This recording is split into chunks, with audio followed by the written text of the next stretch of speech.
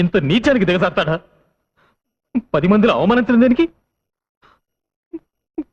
ఒక్క మాటలో వెళ్ళిపో అంటే వెళ్ళిపోతాంగా. నేను బయటికి వెళ్ళి బతకలేను అనుకున్నాడేమో. ఆయనే బతకలేడు. తెల్లారితే ఆయన మొహానికి ఎవరు గడ్డం ఇస్తారనుకున్నాడు? నేను వెళ్ళాక ఇంత గడ్డం పెరిగి పిచ్చాడైపోతాడు. ఏంటి ఇంకా నిలబడ్డావు? క్షేమంగా వెళ్ళి రండి అని మనకెవరు బొట్టు పెట్టి సాగనంపరా? ఏమైంది?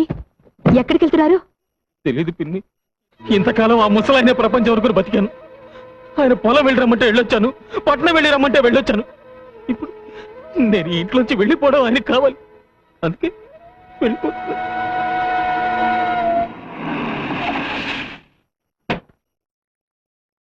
అమ్మగారు మిమ్మల్ని ఇద్దరిని తీసుకురమ్మన్నారమ్మా. మనకు చోటు దొరికే వరకు మా ఇంటికి వెళ్ళిపోదాం రండి.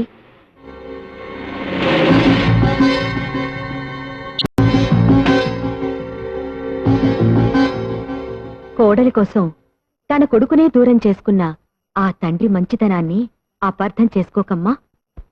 ఈ కోడలమ్మ కోసమే తోడు నీడ ఆశలే వీడకుంటే దారి లేదని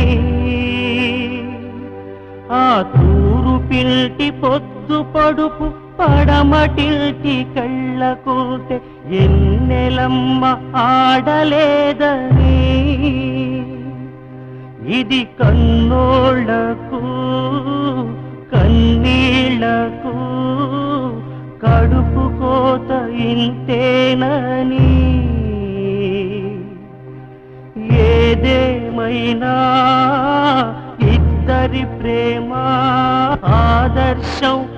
నువ్వు ఎదురవడం నా బ్యాట్లకు. అది కదయా తలుపులు గడి పిల్లలు నీ పిల్లలు ఒకటేనట్టుగా.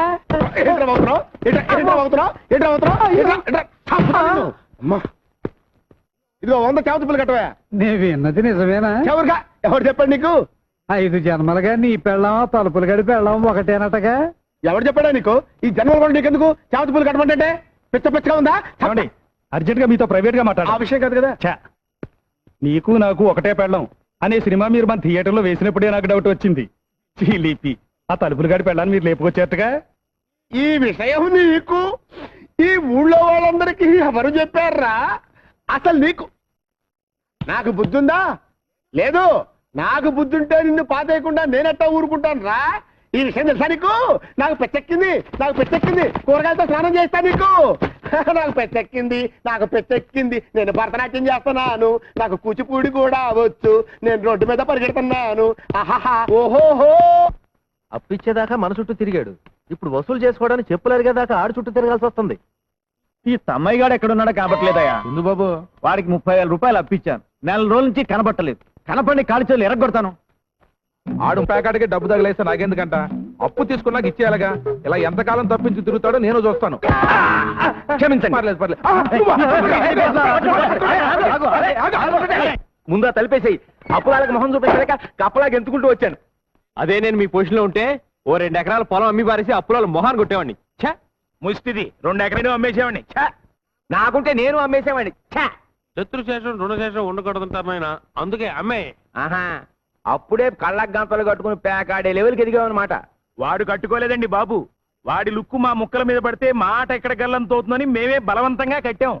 ఏంట్రా ఏమైంది? ఇదేమిటి ఈయన ఇక్కడికి వచ్చాడు?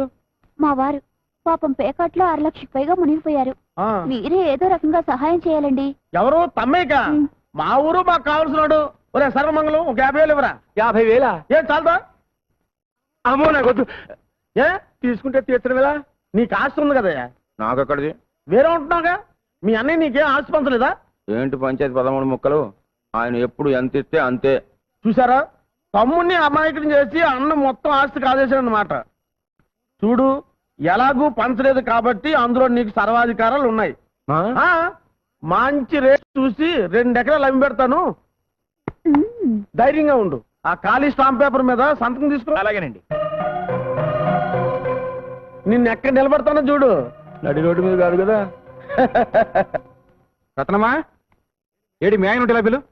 ఎందుకు బావగారు? ఆడికి బుద్ధి ఉందో లేదో తెలుసుకోవడానికి. ఎవడన్నా కాగితాలు తీసుకొచ్చి సంతకాలు పెట్టమంటే వెనక ముందు కూడా పెట్టేస్తాడా? ఏమైంది? ఏమవుద్ది? బంగారు లాంటి 2 ఎకరాలు ఇదిగో సత్యమిత్రు రాసుకున్నాడు. ఆయనేం రాసుకోలేదు, నేనే రాసిచ్చాను. అంత అవసరం ఏమొచ్చింది? నాకు అప్పులు అవసరాలు ఉండవా? అంత కొంపలంటుకు పోయి అవసరాలు ఏంటో చెప్తే నేనే డబ్బు ఇచ్చేవాడిగా. అదే ఎందుకో అని అడుగుతున్నాను. పెద్ద ఆయనకి నీకు లెక్క చెప్తూ నీ ముందు చేతులు కట్టుకుని నిలబడాలా?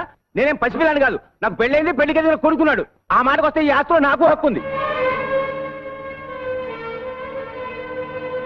నీకంతగా ఇష్టం లేకపోతే నా వాటా నా మొహం మీద బారాయి, నేను ఎక్కడికైనా వెళ్ళి బతుకుతాను. ఏమైందండి మీకు? ఆస్తిలో బాగా అడుగుతున్నారా? ఇదంతా రక్తం ఒడిచి సంపాదించిందండి. ఆయన రక్తం ధారపోస్తే నేను చెమట వచ్చాను. ఆయన రెక్కలు ముక్కలు చేసుకుంటే నేను రాత్రి బాబులో కాపలాగాచాను. ఆస్తి పంచిస్తే మర్యాదగా ఉంటుంది, లేకపోతే కోర్టుకు వెళ్లాల్సి ఉంటుంది. అక్కర్లేదురా, ఇదిగోరా, ఇవి నీ ఆస్తి పత్రాలు.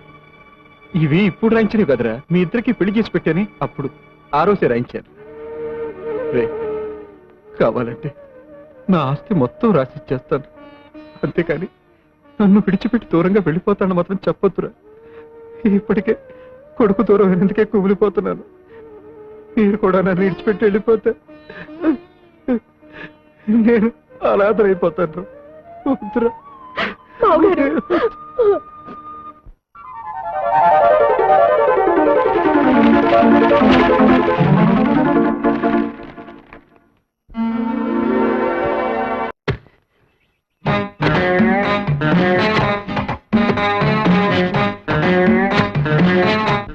ఆ ఎత్తు పొడుగు చూస్తుంటే అచ్చు నా సింగం లాగానే ఉన్నాడు.